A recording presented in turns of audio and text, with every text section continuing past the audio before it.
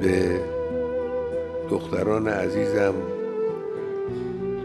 خانم‌های حاضر در جلسه عرض می‌کنم توجه بدید کسانی رو که در پیرامون شما هستند که مسئله حجاب رو یک مسئله دینی و اسلامی و زهرایی و زینبی بدونن.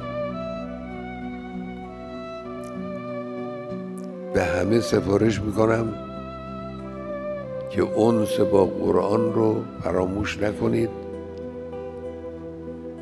بارها گفتم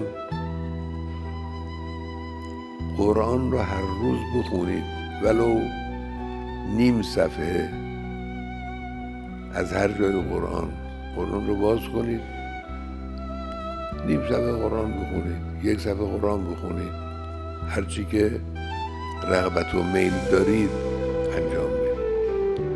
ارتباطتون با معنویات رو حفظ کنید. جوان ما در این روزگار پر مسئله اون وقتی میتوانه به معنای واقعی کلمه مرگ بر آمریکا بگه که از لحاظ درونی، از لحاظ دینی،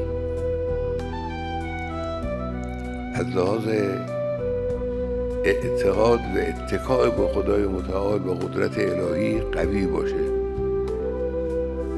اون جوانی میتوانه در مقابل سطوت و قدرت و تشر فرعونهای زمان بایسته که دلش با خدا باشه، با خدا مرتبط باشه.